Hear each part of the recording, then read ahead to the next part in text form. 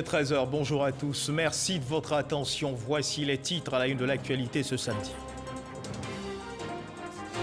Félix Tshisekedi, président de la République démocratique du Congo, est le nouveau président de l'Union africaine, élu par ses homologues au cours du 34e sommet de l'Union africaine qui s'est ouvert aujourd'hui à Addis Abeba et qui se tient par visioconférence. Le chef de l'État, Alassane Ouattara, a pris part à ce 34e sommet de l'Union africaine depuis la salle mosaïque du palais de la présidence de la République.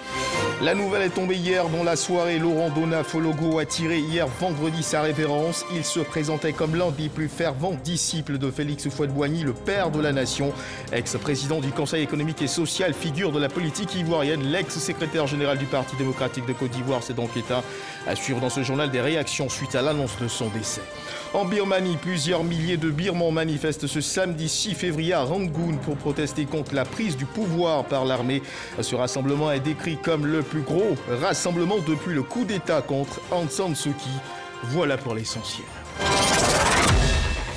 Oui, bonjour à tous et on ouvre ce journal avec cette information. Félix Tshisekedi, président de la République démocratique du Congo, est le nouveau président de l'Union africaine. Félix Tshisekedi est élu au cours du 34e sommet de l'Union africaine qui s'est ouvert aujourd'hui et qui se tient par visioconférence pour cause de pandémie de Covid-19. Et ce qu'il faut également savoir, c'est que depuis 9h ce matin, par visioconférence, le président de la République, Alassane Ouattara, a pris part à ce 34e sommet de l'Union africaine depuis la salle mosaïque du palais de la présidence. Le chef de l'État, Alassane Ouattara, à l'instar de ses autres pairs africains, participe donc à distance aux travaux du sommet qui a enregistré la passation de charges entre le président sortant de l'Union africaine, le président sud-africain Cyril Ramaphosa, et le nouveau président en exercice, le président de la République démocratique du Congo, Félix Antoine Tshisekedi. Nous y reviendrons dans la suite de nos éditions. Ce qu'il faut également savoir, c'est qu'avant l'ouverture de ce 34e sommet de l'Union africaine, ce matin, hier, à sa résidence de Cocody, Riviera Golf, le président Alassane Ouattara recevait en audience Ahmed bin Abdulaziz Katan, ministre d'État aux Affaires africaines du Royaume d'Arabie Saoudite. Le renforcement et la diversification de la coopération entre la Côte d'Ivoire et le Royaume d'Arabie Saoudite sont les points qui ont été abordés au cours de leurs échanges à Ouattouré. Les relations de coopération entre la Côte d'Ivoire et le Royaume d'Arabie Saoudite toujours au beau fixe. Le ministre d'État saoudien aux Affaires africaines, Ahmed Abdulaziz Ben Katan, est venu transmettre au président de la République Alassane Ouattara un message du roi Salman Abdelaziz Al Saoud.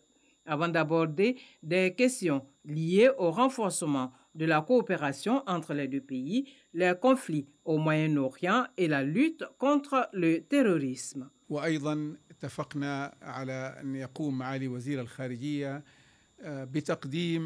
Notre échange ce jour a porté sur les différents domaines de coopération et de renforcement de la coopération entre nos deux pays. Nous sommes également convenus à ce que M. le ministre des Affaires étrangères de la République de Côte d'Ivoire présente les projets que la Côte d'Ivoire tient à cœur. Et nous avons convenu qu'une délégation se rende en Arabie Saoudite pour explorer les opportunités d'investissement et également le côté saoudien, une délégation se rendre en Côte d'Ivoire pour explorer aussi les opportunités d'investissement. Et c'est là juste après la pandémie de Covid-19 que nous vivons présentement. Le ministre d'État aux Affaires africaines du Royaume d'Arabie Saoudite a par ailleurs indiqué que le Fonds saoudien entend désormais intensifier ses actions de développement en Côte d'Ivoire, notamment dans le cadre de l'amélioration des conditions de vie des populations. Une volonté de renforcer la coopération entre la Côte d'Ivoire et le Royaume d'Arabie Saoudite qui s'est tout de suite traduite dans les faits. Le ministre d'État aux Affaires africaines du Royaume d'Arabie Saoudite, Ahmed bin Abdulaziz Katan, et le ministre ivoirien Ali Koulibaly ont signé un accord cadre. Objectif de cet accord, contribuer au développement des deux pays. Ahmed Traoré, Jean-Marc Djadji. La signature de cet accord cadre entre la Côte d'Ivoire et l'Arabie Saoudite témoigne de la volonté de leurs différentes autorités de développer et de mieux structurer les accords entre les deux pays. Selon le ministre Ali Koulibaly, ce partenariat gagnant-gagnant vient à point nommé. Nous apprécions le fait que l'Arabie Saoudite ait augmenté le quota d'Ivoiriens devant se rendre au pèlerinage à la Mecque. Ce quota est passé de 9 000 à 10 000. Cette visite que nous saluons a été marquée par un accord cadre qui constitue en quelque sorte la concrétisation de notre volonté de renforcer notre partenariat avec le Royaume d'Arabie Saoudite, parce que cet accord cadre embrasse tous les domaines. Le ministre d'État saoudien aux affaires des pays africains souligne toute l'importance que l'Arabie saoudite accorde à la Côte d'Ivoire. Son Excellence, Monsieur le Président de la République, Alassane Ouattara, jouit d'un prestige auprès du roi d'Arabie saoudite et du prince héritier. Et ils soutiennent tous les efforts de son Excellence, Monsieur le Président de la République en Côte d'Ivoire, notamment ses efforts dans le domaine de la lutte contre le terrorisme. À la fin de cette cérémonie, des présents ont été offerts aux autorités saoudiennes au nom du chef de l'État. Et puis cette page noire dans votre journal, la nouvelle, nous le disions à l'instant dans les titres, est tombée hier dans la soirée. Laurent Donafologo a tiré sa révérence.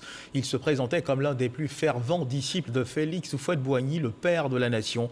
Laurent Donafologo qui a servi sous ses ordres comme ministre pendant plusieurs années et qui a également été ministre sous Henri Konan Bédié, s'est éteint à l'âge de 82 ans. Ex-président du Conseil économique et social, figure de la politique ivoirienne, l'ex-secrétaire général du Parti démocratique de Côte d'Ivoire a définitivement rangé sa carte de militant du PDCI-RDA, parti cher à son cœur. Alexis Ouedraogo.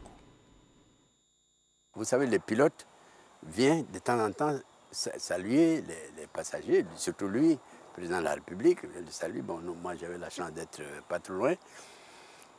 Il a dit, mais monsieur, vous êtes le pilote? Je dis oui, retournez à votre... Il prenait plaisir à raconter le père fondateur. C'est en 1965 que Laurent Donafologo rencontre celui qui a été le modèle de son parcours. On me demande quelquefois, mais Fologo, tu ne vieillis pas, tu as eu les cheveux noirs. J'ai dit, mais moi, je n'ai jamais vu les cheveux blancs de Houphouët-Boigny. Je ne les ai jamais vus. Laurent Donafologo naît le 12 décembre 1939 à Siné-Matiali, dans le nord du pays. Grande figure de la politique ivoirienne, cet ancien élève de l'École supérieure de journalisme de Lille fut le tout premier rédacteur en chef du quotidien Fraternité Matin, créé en 1964, avant d'être nommé ministre de l'Information. Après avoir été ministre sans interruption pendant plus d'une décennie dans le gouvernement de Félix Houphouët-Boigny, il fut pendant 4 ans ministre d'État d'Henri Konan Bédié. Laurent Donafologo fut également pendant 10 ans secrétaire général du Parti démocratique, le PDCI-RDA. Sous la présidence de Laurent Gbagbo de 2000 à 2011, il est nommé à la tête du Conseil économique et social. Après avoir lancé son parti, le Rassemblement pour la paix, en 2008, il quitte définitivement la vie politique en 2015. Laurent Donafologo entretiendra de bonnes relations avec tous les acteurs politiques. Âgé de 82 ans, ce compagnon de Félix Houphouët-Boigny au soir de sa vie s'était consacré à sa retraite et à la rédaction de ses mémoires. Laurent Donafologo est décédé ce vendredi à Abidjan des suites d'une infection au coronavirus. Je vous invite à présent à suivre ces réactions enregistrées suite à l'annonce de sa disparition.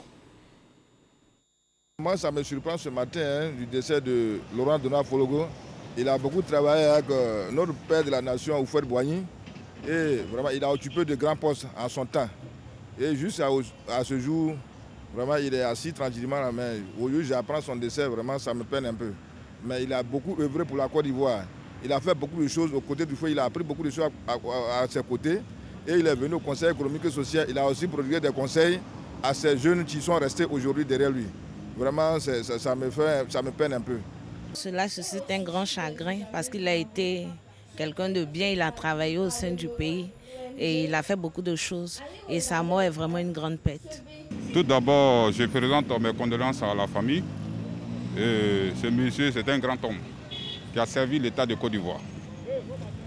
Même tous les enfants le connaissent. C'est un monsieur qui est ouvert. Ce qu'on doit retenir de son passage dans les différents gouvernements, depuis le temps d'Houphouët jusqu'à aujourd'hui, je pense qu'il a essayé tant bien que mal de prôner la paix et d'essayer de trouver un point de conciliation au niveau de chaque parti. Ouais, c'est ce que moi je retiens de cet homme d'État. Assurément, ce disciple d'Houphouët-Boigny restera dans les mémoires collectives. Et puis, vous le savez certainement, notre compatriote Jacques Bernard Daniel Anouma est candidat à la présidence de la Confédération africaine de football, la CAF. En vue de soutenir sa candidature, la diplomatie ivoirienne se déploie sur instruction du président de la République, Alassane Ouattara. Un programme de mission dans plusieurs pays d'Afrique centrale, du Nord et d'Afrique de l'Ouest est engagé sous la houlette du ministre des Sports, Paulin-Claude Danho. Offensive diplomatique du gouvernement ivoirien qui a permis au ministre Paulin-Claude Danho d'être reçu par les chefs d'État du Gabon, de la Guinée équatoriale, du Congo-Brazzaville. Un ministre des Sports sûr de ses arguments qui ont pour fondement l'excellence des relations bilatérales qui existent entre la Côte d'Ivoire et les pays visités. Walter Amadou Ouattara. Cette première partie du plaidoyer diplomatique du gouvernement ivoirien permet au ministre des Sports, Paulin-Claude Danho, porteur d'un message du président de la République, Alassane Ouattara, à ses homologues du Gabon, de la Guinée équatoriale et du Congo-Brazzaville, de solliciter le soutien des pays amis et frères dans le but d'apporter leur voix à l'Ivoirien Jacques Anoma. Nous avons saisi l'opportunité de cette visite pour présenter la candidature de notre compatriote, l'ambassadeur Jacques-Bernard Anoma, candidat à la présidence de la CAF, la Confédération africaine de football. Pour que cette ambition de servir le football, servir l'Afrique, soit une réussite dans l'intérêt supérieur de nos pays. C'est dans ce cadre que les 1er et 2 février dernier, la délégation ivoirienne a été reçue par les présidents Ali Bongo Ondimba, président du Gabon, Théodoro Obiang Nguema Mpasogo, président de la Guinée équatoriale, et Denis Sassou Nguesso, président du Congo-Brazzaville. Pour le même objectif, le ministère des Sports a également diligenté d'autres missions conduites par François-Albert Amicha, ministre de la Ville, et des membres du comité de sages de la campagne de Jacques Anoma, notamment Sidigué Soumaro, ancien ministre des Sports, et le général Lassana Palanfo, président du comité national olympique de Côte d'Ivoire, ont en charge l'Afrique de l'Ouest et du Nord. L'élection se tiendra le 12 mars 2021 à Rabat, au Maroc. Et de l'assurance, il y en avait à revendre au stade de la haute fréquence de la RTI où 2 équipes sûres de leurs compétences étaient opposées dans le cadre du tournoi de football de la mutuelle des agents de la radiodiffusion télévision ivoirienne. L'équipe de la Gestosi opposée à celle d'Abidjan City, la formation de l'ancien académicien Nemarco s'est imposée 1-0 face à l'équipe de la Gestosi. Même score également de la petite finale où l'équipe de la RTI a disposé de la formation d'Ayoka Unité. Témoin pour RTI Sport, Arsène Kouassi et Patrick Dadier. Ambiance de grand jour au stade de la haute fréquence de la RTI. Et pour cause, la finale du tournoi de la mutuelle des agents de la RTI, Musati, s'y déroule. Après la phase à élimination directe, 2 équipes se sont hissées en finale. Il s'agit de la formation d'Abidjan City en bleu et jaune, opposée à celle de la Gestosi. Bien entrée dans le match, l'équipe des pétroliers s'offre de multiples occasions à l'image de la tentative de Ben Kader qui trouve le montant droit du gardien. À force de manquer les opportunités, ils finissent par se faire punir sur un penalty parfaitement transformé par Bamba Diomandé. Un avantage que les Citizens préservent jalousement jusqu'à la fin de la partie. Grâce à ce succès étriqué, Abidjan City s'adjuge la compétition de la Musati, dotée du trophée Fosseni Dambélé. Nous avons assisté à un match où il y avait la technique d'Abidjan City face au physique des pétroliers. Et je crois qu'Abidjan City a fini par les avoir à l'usure. Une première sortie sportive, je pense que le pari est gagné. Le ministère de la Santé se réjouit d'être associé à un tel événement. Nous avons assisté à une belle prestation qui a vu Abidjan City FC l'emporter. Dans la petite finale, l'équipe de la RTI en vert s'est imposée sur la plus petite marque à l'Académie Ayoka Unité. L'unique but de Christian Douyou sur pénalty en seconde période a suffi au bonheur des hommes de la Maison Bleue qui terminent 3e du tournoi de la mutuelle des agents de la RTI. Voilà, une équipe donc d'Abidjan City heureuse donc de retourner avec le trophée du vainqueur pour les autres équipes comme réconfort, l'espoir de remporter ce trophée à la prochaine édition. Et parlons justement d'espoir, le cancer, mesdames et messieurs, n'est plus une fatalité. Oui, on peut en guérir à condition que celui-ci soit diagnostiqué le plus tôt possible. 18,1 millions de nouveaux cas de cancer ont été recensés dans le monde, dont 17 000 nouveaux cas et 11 000 décès au compte de la Côte d'Ivoire, selon les résultats du Globocan 2020. Devant ce triste tableau, il faut continuer de garder espoir, de recouvrer la guérison lorsque l'on est victime de ce mal. La maladie peut être vaincue, mieux vivre avec le cancer, entre espoir et traitement. C'est le dossier Vie d'ici, signé Salima Toudia. La mauvaise nouvelle est tombée il y a 5 ans. Denise s'en souvient comme si elle datait d'hier. En 2016, son médecin lui diagnostiquait un cancer. Le cancer, moi, pourquoi? Et puis après, une voix m'a dit, mais pourquoi pas toi? C'est une maladie comme toute autre. Donc, si tu atteins du cancer, il faut que tu te battes pour lutter contre cette maladie. C'est la présence d'une boule dans une partie du corps qui a tout de suite attiré son attention. Détecter, dépister et diagnostiquer tôt améliore significativement le taux de survie. Après plusieurs séances de chimiothérapie, il fallait alors pour Denise préparer un voyage à l'étranger. Après l'opération, elle m'a dit, pour la radiothérapie, tu vas aller peut-être au Ghana. Tu vas aller. Puis je dis, bon, j'ai mon petit frère qui est en France, je vais voir si je peux y aller. Et j'étais en train de régler ça avec mon petit frère. Un matin, j'ai un coup de fil. Et c'est le professeur qui dit coucou. Elle se présente. Elle dit, non, je vous appelle pour venir faire votre scanner pour la radiothérapie. J'ai dit, on fait la radiothérapie ici. Elle dit, au CNRAO. Le CNRAO, le Centre national de radiothérapie Alassane Ouattara, venait d'ouvrir ses portes avec un plateau technique avancé. L'espoir est né alors chez des milliers de personnes. Déjà, sur quoi je m'appuie pour être positive, c'est d'abord sur les médecins. Ceux qui font le traitement, qui nous permettent d'avoir le traitement ici. C'est la première des choses. Parce que quand vous avez un bon médecin, vous êtes aux anges. Parce que quand le médecin vous comprend, ou le médecin vous suit, il s'inquiète même de votre santé. Que demander de plus? Denise est en rémission depuis 2 ans. Durant son traitement, elle a pu compter sur le soutien de Myriel, qui intervient dans les soins d'accompagnement au CNRAO. Guérie d'un cancer diagnostiqué il y a 14 ans, son vécu sert d'exemple à certains patients désespérés. Au centre, nous avons des activités, c'est-à-dire les groupes de parole où on échange entre les patients et tout ça. Donc, on leur permet de venir participer à ces rencontres-là pour pouvoir mieux appréhender la chose. Mon expérience, par moment, j'explique pour pouvoir permettre à ceux qui n'ont vraiment pas d'espoir pour pouvoir surmonter la maladie. Comme elle, des figures connues mènent publiquement une lutte acharnée contre le cancer. Victorieuse du cancer, Agnès Crédit, journaliste, écrivaine, se servira de sa plume pour témoigner que le cancer n'est pas une fatalité et se guérit. 4 256 patients ont été reçus au CNRAO, le premier service de radiothérapie du pays qui a pu éviter 1165 évacuations à l'étranger en raison des consultations et du traitement par radiothérapie qui augmentent les possibilités de guérison. Nous proposons des traitements médicaux du cancer parce que dans les traitements médicaux du cancer, c'est-à-dire les traitements qui passent soit en comprimé, soit en perfusion, il y a la chimiothérapie que tout le monde connaît, mais il y a aussi d'autres traitements qu'on appelle les traitements ciblés. L'État les a rendus pour certains gratuits pour la population. Voilà. Et autre type de traitement que nous proposons, ce sont les traitements par radiothérapie. Les 7431 cures de chimiothérapie réalisées ont répondu à un besoin de plateau technique pour plus de guérison ou, à défaut, vivre avec la maladie.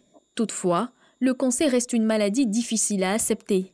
Les formes les plus fréquentes sont les cancers du sein, de la prostate, du col de l'utérus, du foie et du côlon rectum. Face à la complexité du traitement dans certains cas, l'unité d'accompagnement des soins vient à point nommé. Nous avons des activités de psychologie, notamment des consultations de psychologie clinique et des groupes de parole qui sont des espaces de rencontre et d'échange entre personnes touchées par le cancer d'une part et les proches également d'autre part.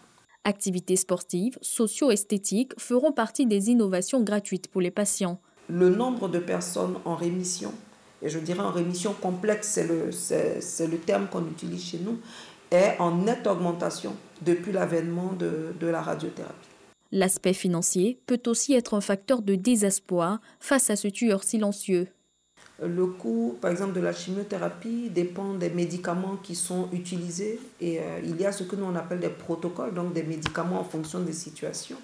La radiothérapie également, son coût dépend du nombre de séances. Pour se traiter d'un cancer, ça coûte cher. Mais à ça, l'État, en plus d'avoir mis en place ce plateau technique, a pris en charge pour plus de 252 millions, 134 000 francs, 610 francs. Tous ces éléments pour permettre justement d'allier l'accessibilité géographique à l'accessibilité financière. Selon l'Organisation mondiale de la santé, d'ici 2030, l'Afrique devrait enregistrer environ 1,6 million de nouveaux cas de cancer et 1,2 million de décès. Plus tôt, il est découvert, grandes sont les chances de guérison. Et à suivre dans un instant l'évolution de la Covid-19 en Côte d'Ivoire.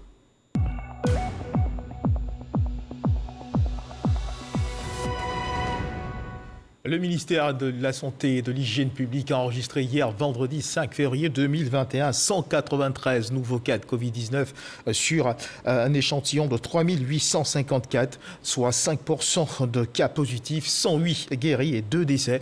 À la date donc du 5 février 2021, la Côte d'Ivoire compte donc 29 295 cas confirmés, dont 27 265 personnes guéries, 160 décès et 1870 cas actifs. Le nombre total d'échantillons est de 359 550. Au regard des chiffres annoncés, la conclusion est là. Les cas de contamination progressent. Abidjan reste toujours l'épicentre de la maladie, mais la toile de contagion de la maladie s'étend désormais à l'intérieur, où plus de 60 cas positifs ont été enregistrés. Information obtenue au terme du point de presse du ministre de la Santé et de l'Hygiène publique, tenu ce vendredi 5 février à Boisseau. Salim Matoudia. Épargné jusque-là par le virus de la Covid-19, avec quasiment pas de cas lors de cette reprise épidémique, l'intérieur du pays est à présent touché avec plus de 60 cas. À présent, la transmission du virus s'étend à l'intérieur du pays. Nous venons de noter des cas positifs à Boaké, 37 cas positifs à Boaké, 7 à San Pedro, 8 à Korogo pour le sud Comoé, 14 cas qui sont suivi pour tout le sud Comoé. Au niveau de la prise en charge, la Côte d'Ivoire, ses principales cliniques privées de prise en charge sont saturées. Et les services publics dédiés enregistrent de plus en plus de cas graves en hospitalisation. Ces cas sont pris en charge, mais le ministre de la Santé et de l'Hygiène publique interpelle à nouveau. Le virus progresse donc très rapidement dans nos différents lieux de vie et dans nos communautés. La tendance actuelle et nos projections nous font craindre donc un risque d'explosion épidémique. En effet, la circulation du virus dans les communautés et le non-respect des mesures barrières vont contribuer à cette explosion. En attendant l'arrivée des premières doses de vaccins prévues pour la fin février, les populations sont invitées à renforcer les mesures barrières ou encore à éviter les rassemblements festifs. Et parlons à présent de la journée mondiale de lutte contre les mutilations génitales féminines, décrétée par l'Assemblée générale des Nations unies. La journée internationale de lutte contre les mutilations génitales féminines est une occasion de rappeler aux populations que rien ne justifie cette pratique. En Côte d'Ivoire, le taux de prévalence varie entre 36 voire 38% pour la célébration de l'édition 2021. Dans son message, la ministre de la Femme, de la Famille et de l'Enfant dénonce les conséquences liées aux mutilations génitales féminines et invite la population à mettre fin à ces pratiques. Jean-Marc Djadji. L'excision. Elle constitue la forme la plus répandue des mutilations génitales féminines et une violation basée sur le genre en Côte d'Ivoire. Pour la période de janvier 2021, 54 cas ont été enregistrés. Une situation inquiétante pour les populations. À l'occasion de la journée mondiale de la lutte contre les mutilations génitales féminines, le gouvernement tire la sonnette d'alarme. Le ministère de la Femme, de la Famille et de l'Enfant a recensé de 2018 à 2020 au niveau de ses plateformes multisectorielles de lutte contre les violences basées sur le genre 54 cas de mutilation génitale féminine et 10 cas rien que pour le seul mois de janvier 2021. Au titre des conséquences des mutilations génitales féminines, on peut citer les infections à VIH-Sida, l'hémorragie, le traumatisme psychologique, des troubles mentaux et des risques de complications au cours des grossesses et des accouchements, pouvant parfois déboucher sur la mort. La ministre de la Femme, de la Famille et de l'Enfant, Bakayoko Ly Ramata, invite ses partenaires à une action conjointe pour freiner ce fléau. Même en cette période de Covid-19, le problème des mutilations génitales féminines se pose toujours avec acuité. Il a été donné de constater que certaines personnes exercent encore toutes les formes de violence sur les femmes et les filles, notamment les mutilations génitales féminines. Dans cette quête de la défense des droits de la femme et des jeunes filles, des numéros verts sont mis à la disposition d'éventuels cas d'excision. Les victimes de mutilations génitales féminines peuvent appeler gratuitement au 13 08 et au 116. Une autre pratique, mesdames et messieurs, à laquelle il faut mettre fin, les feux de brousse. Ces feux allumés souvent sans motif valable, par des pyromanes, lorsque la saison sèche se signale. Dans le département de Didier-Ville, on a enregistré en 2020 2 décès suite aux feux de brousse. Pour soutenir les efforts de sensibilisation des autorités locales, le ministère des Eaux et Forêts a choisi la localité de Didier-Ville pour le lancement de la campagne nationale de lutte contre les feux de brousse. Donnant une seconde vie à nos forêts, stop aux feux de brousse, le thème retenu cette année pour le lancement de cette campagne. Kader Sogodogo. Venance Kwako Kofi est agriculteur. Chaque matin, machette en main et sac en bandoulière, il va s'adonner à ce qu'il sait faire le mieux, cultiver la terre.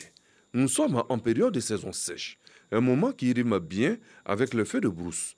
Un fléau néfaste pour Venance et de nombreux agriculteurs en Côte d'Ivoire. On a plutôt problème pour les feux de brousse, ça nous fatigue, sincèrement. Pour soi, un agouti de 1000 francs, on brûle tout ce qui est culture des autres, même les ignames. En cette année 2021, c'est Didier-Ville, département situé dans la région du Bélier, qui a été choisi pour abriter le lancement de la 25e édition de la campagne nationale de lutte contre les feux de brousse. En 2020, le fléau a fait 3 morts en Côte d'Ivoire, dont 2 à Didier-Ville. Le choix de la localité est tout indiqué. L'une des raisons aussi qui a motivé le choix de Didier-Ville, c'est que les autorités locales ont commencé la sensibilisation avant même que le service officiel ne vienne.